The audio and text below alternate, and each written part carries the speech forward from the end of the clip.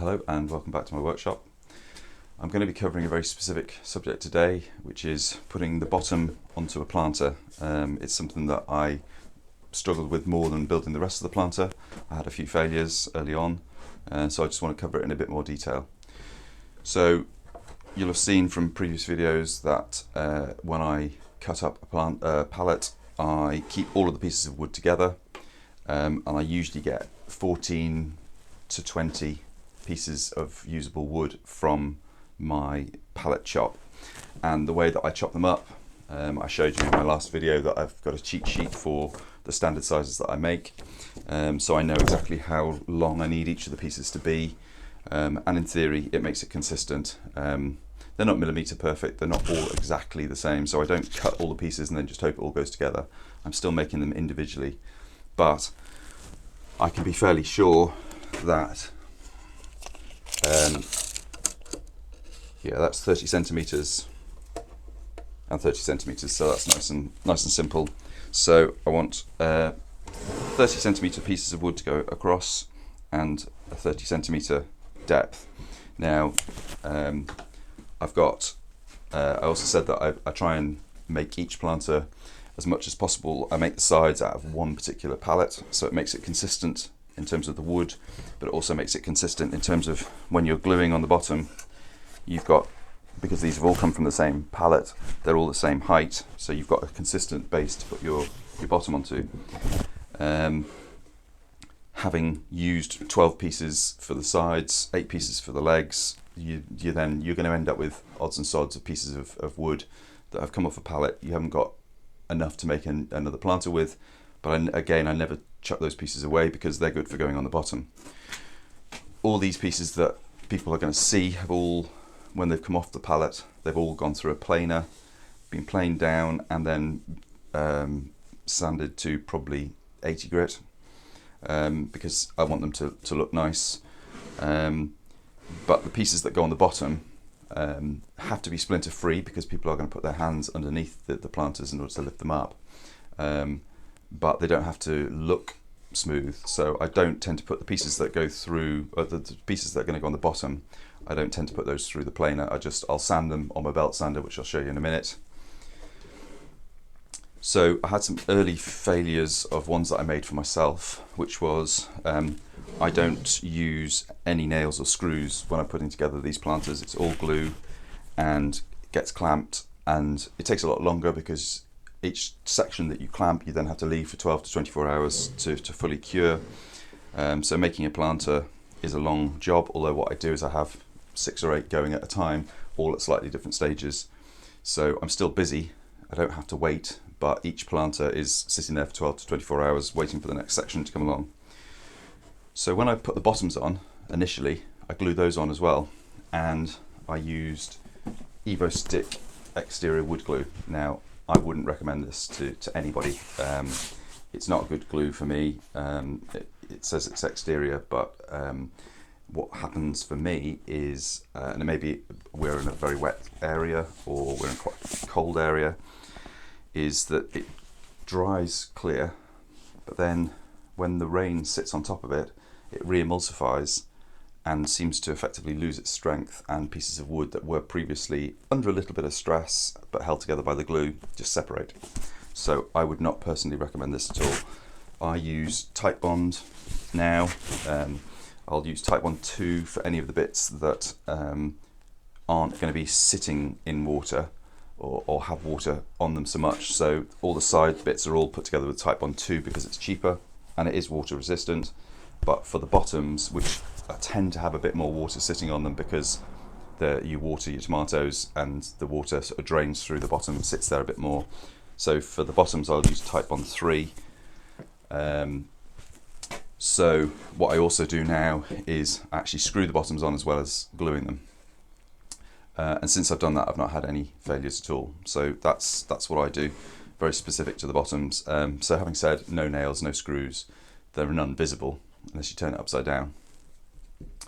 So this random collection of wood that I've got from leftover from a pallet, I now need to find a combination of these pieces of wood that's going to sit across 30 centimeters. Obviously I can cut the length down to what I want, but because I don't have a table saw, I can't do long rips. So I'm looking for 3 pieces of wood that will cover the bottom of the planter. So it's not going to be 3 wide pieces, that's too much.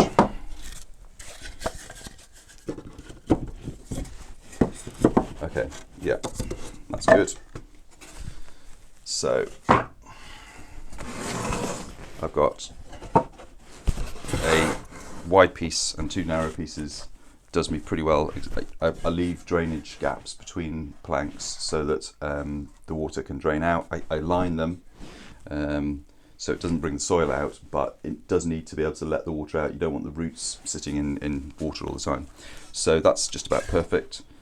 Sometimes it doesn't work out quite that perfect, but I've got so many different piles of wood left over, where I've got 4 or 5 pieces left over from a project, and I keep them all in the same planter piles, and then I can always just find, you know, something that's a bit narrower or a bit wider, and I've never failed yet to find 3 pieces of wood that will go across the bottom.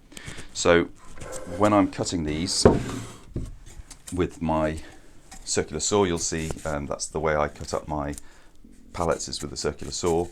And when I'm cutting, I'm not necessarily cutting in an exactly straight line. So first thing I need to do is put a straight edge on these 3 pieces so that I know that I've got a straight edge to work with.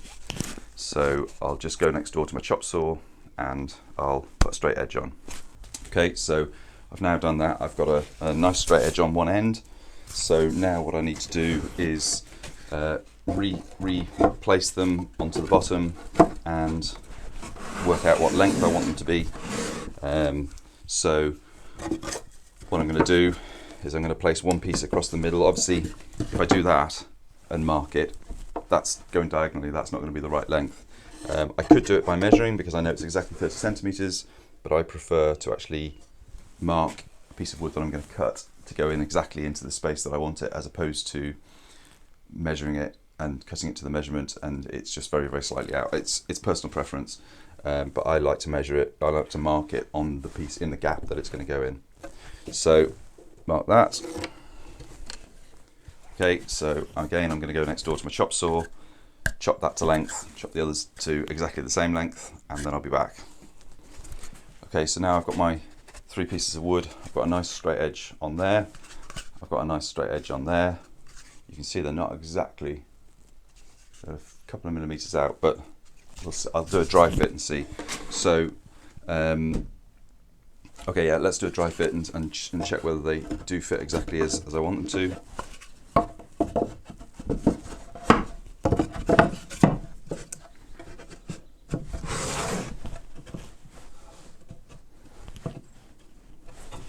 Yeah, that's pretty perfect. Obviously, as I say, I want to leave the drainage gaps, but that's pretty perfect. So those 3 pieces of wood are good to go. So what I'm going to do now is, they're obviously still quite splintery. I haven't sanded them, so I will put them on the belt sander, take the rough edges off, and then I'll hand sand just the little bits of splinters on the end. So I'll do that now. Okay, so I've just run them over the belt sander. So they're all nice and smooth now. As I say, they haven't been to a planer, they don't need to be, but there's no splinters on them now. And I also, while I was at it, I just ran I keep my sanding discs that are no longer usable on the sander, and just basically take the little splinters just where you've torn away the wood on the chop saw, and just go around and make sure that there's no splinters on the ends. So that's all nice and smooth now. No splinters there. And I've got 3 nice pieces of wood that just fit perfectly onto my planter. Yeah, lovely. So the next thing I'm going to do, having dry fitted them again and found that they all fit very nicely, is I'm just going to go around and make some initial pilot holes for the screws. I'm not going to screw all the way. I'm not going to drill all the way through. I just don't want to split the wood when I put my screws in.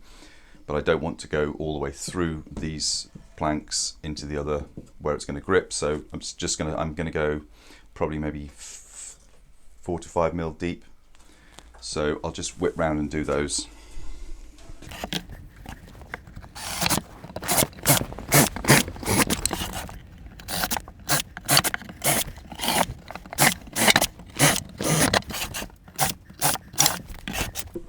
Okay, I'm just going to quickly run a sanding disc over the drill holes to get rid of the burrs that I've made.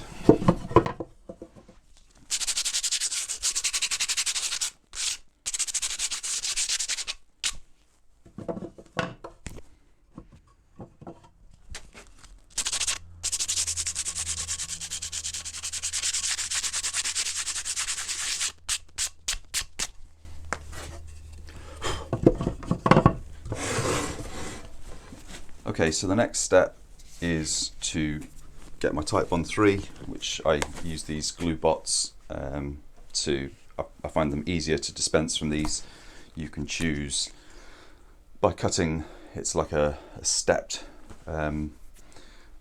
spout, so you can choose where to cut it and therefore what flow rate you want from your glue, and I just find it easier than these shop, the ones that the bottles that they come in. I just don't find those particularly easy to use. So I've got my Titebond 3, I've got them all labelled as to what's in each of my glue bots. So I'm going to run a bead of glue round the bottom here and just a little bit up the sides as well.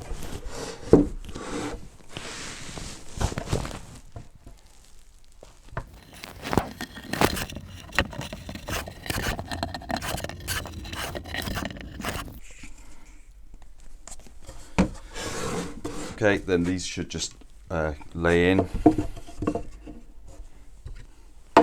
because we've already dry fitted them twice, so we should be fairly confident that they will just sit in.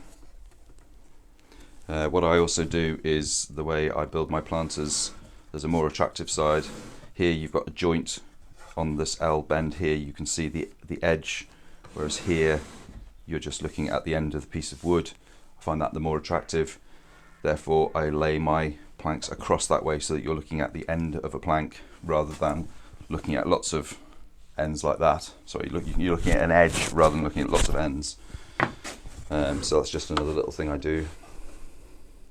Make sure my drainage gaps are how I want them. Yep. Right, then I've chosen 30mm screws. I've got a container that has screws 5mm apart from each other, so I can go 30, 35, 40, 25, 20, all that sort of stuff. So I just look for how much I'd like it to be, at least a third going into whatever it's into the bottom wood that it's actually going to grip into, possibly half, but I don't want more than half, otherwise I think it's going to potentially split the wood. So I'm just going to go around and bang these screws in now.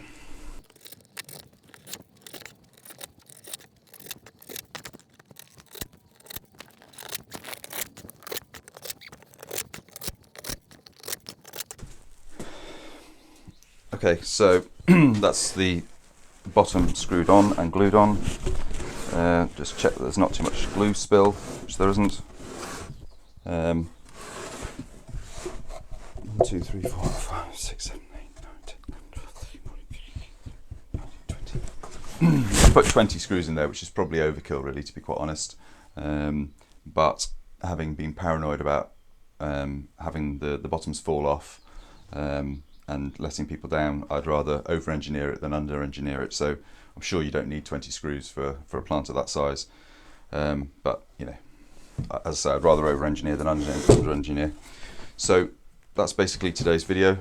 That is now nice and secure. It's not going to go anywhere. I will, even though it's been screwed on, I will leave that now to dry for a bit. But it doesn't need necessarily the full 12 to 24 hours like I would if it was just glued. So the next step that I'll do in the next video is lining these. So if you've got any questions, any comments, please leave them in the section down below. If you've got time to like the video, that would be amazing. Thank you very much. Helps me to understand what people want to see. And if you've got time to subscribe to the channel, I'd really appreciate it. It makes a big difference to me, and doesn't cost you anything, won't cause a nuisance to you, but it really gets my numbers up and helps get my videos higher up in the YouTube algorithm. So I really appreciate it if you've got time to subscribe, and thank you to everybody who's already subscribed. And until next time, stay safe.